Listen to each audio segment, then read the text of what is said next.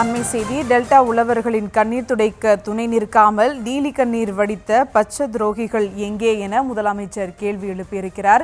மேலும் விவரங்களோடு இணைகிறார் செய்தியாளர் பாரி கார்த்திக். வணக்கம் பாரி கார்த்திக், விவரங்கள்.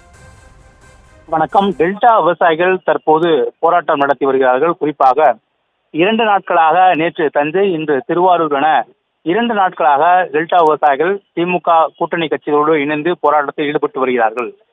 அதாவது இந்த குறுவை சாகுபடி மிகப்பெரிய பாதிப்பை ஏற்படுத்தியிருக்கிறது. அறுவடை காலத்தில் திடீரென்று பெய்த கனமழையின் காரணமாக நெல் கடுமையாக அளவு நனைந்து பாதிப்பு ஏற்படுத்துகிறது. குறிப்பாக நெல் கொள்முதல் நிலையத்திற்கு காத்திருந்த நெல்கள் அனைத்துமே நனைந்து வீணாகி போயிருக்கிறது.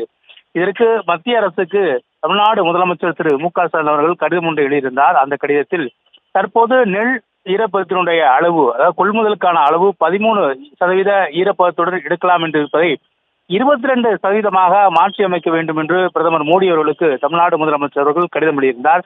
இந்நிலையில் அந்த கடிதம் புறக்கணிக்கப்படுவதாக, அதாவது இந்த கடிதம் அவருடைய கோரிக்கை ஏற்கப்பட வாய்ப்பில்லை என்று மத்திய அரசு தெரிவித்ததாக சொல்லப்படுகிறது.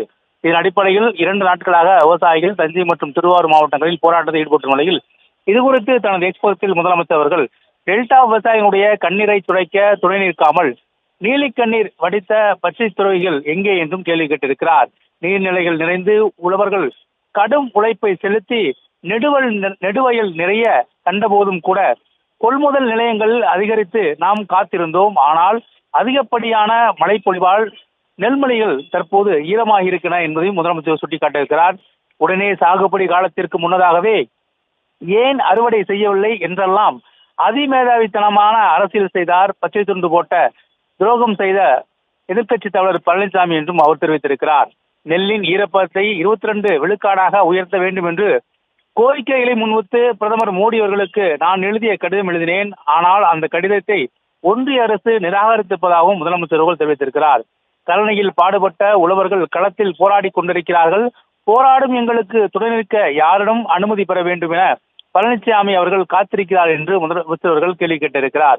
கூட்டணி அமைந்தால் தமிழ்நாட்டு நன்மைகளை பெற்றுத்தர வேண்டும் என்று சுயமரியாதையும் உரிமைகளும் அடை வைக்க மட்டும்தான் கூட்டணி என்று திரு பழனிசாமி அவர்கள் நினைக்கிறாரா என்றும், 3 வேளாண் சட்டங்களையும் போட்டு ஆதரித்த பழனிசாமி அவர்கள் ஒரு முறையாவது தலையை சற்று நிமிர்த்தி நமது உழவர்களுடைய கோரிக்கை கேட்டிருக்கிறாரா என்றும் அவர் தெரிவித்திருக்கிறார். உழவர்களின் நலன் காக்க தமிழ்நாடு ஒற்றுமையாக குரல் கொடுக்க வேண்டும் என்பதைத்தான் நான் கேட்கிறேன் என்றும், ரத்தத்தை வியர்வையாக சிந்தி உழைத்த உழவர்களுடைய உழைப்பு ஒருபோதும் வீணாக கூடாது என்றும் முதலமைச்சர் அவர்கள் தனது எக்ஸ் பக்கத்தில் தெரிவித்திருக்கிறார்.